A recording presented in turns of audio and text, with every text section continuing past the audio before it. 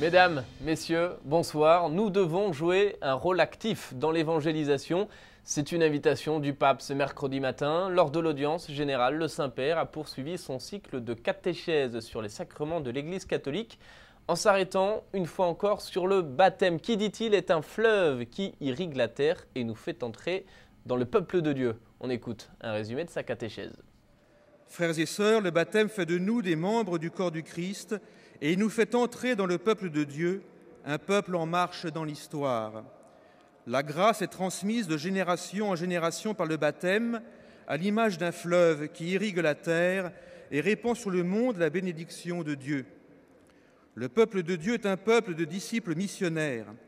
Tous dans l'Église, nous sommes disciples, tous nous sommes missionnaires, chacun à la place que Dieu a voulu. L'évangélisation est un appel à la communion trinitaire, communion dont nous vivons déjà avec Dieu par l'action du Saint-Esprit reçu au baptême. Direction maintenant la Terre Sainte où sont réunis actuellement les représentants des conférences épiscopales d'Europe et d'Amérique du Nord. Depuis le week-end dernier, la délégation s'est rendue à Jérusalem, Tel Aviv, Bethléem ainsi que dans la bande de Gaza en solidarité avec l'Église en Terre Sainte. Monseigneur Paul-André Durocher, président de la conférence des évêques canadiens, fait partie de cette rencontre qui s'achève demain. Il livre ses impressions après sa visite à Gaza au micro de Radio Vatican. Je ne suis pas totalement surpris de ce que j'ai vu aujourd'hui parce que, comme beaucoup d'autres, j'étais au courant des situations dramatiques qui se vivent ici, dans la bande de Gaza, l'impact de la fermeture de la frontière, l'impact aussi de la tempête qu'il y a eu il y a 2 semaines ici. Mais ce qui m'a vraiment touché, ce sont les rencontres, de rencontrer les gens qui vivent ici, de célébrer avec la communauté catholique, la petite communauté, de voir la joie, on pourrait dire même l'espérance, surtout dans les yeux des enfants. Ça m'a beaucoup touché. Et de rencontrer des gens aussi qui sont engagés dans des projets de développement communautaire avec l'aide d'organismes non gouvernementaux, des gens qui ne perdent pas espoir et qui continuent à lutter pour une vie meilleure, même au cœur de cette grande pauvreté. Pour moi, c'est vraiment une expérience d'espérance. J-2 avant la semaine de prière pour l'unité des chrétiens. Depuis 100 ans, cette semaine dédiée à la réconciliation des chrétiens organise à travers le monde des rassemblements écuméniques. À Montréal, pour ouvrir l'événement, une grande célébration se tiendra dimanche dans la cathédrale.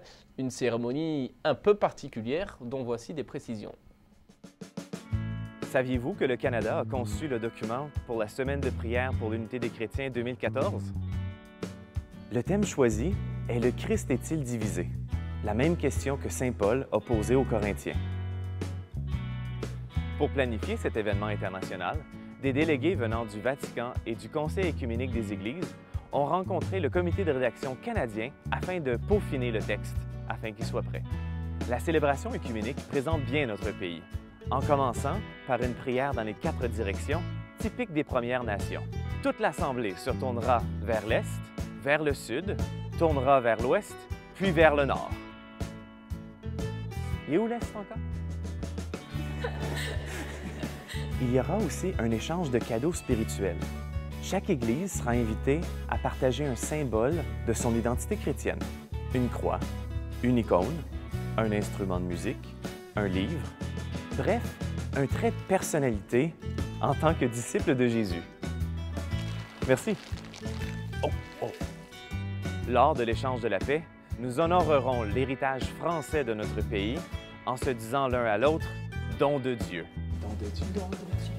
Appelez votre Église locale pour connaître où et quand aura lieu la célébration écuménique 2014.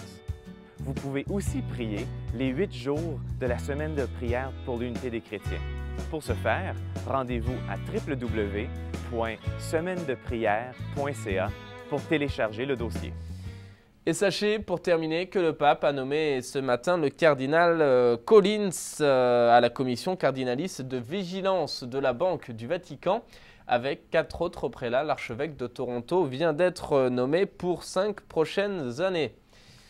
Voilà, c'est la fin de cette émission. Merci de l'avoir suivi. Je vous souhaite une très belle soirée. À demain.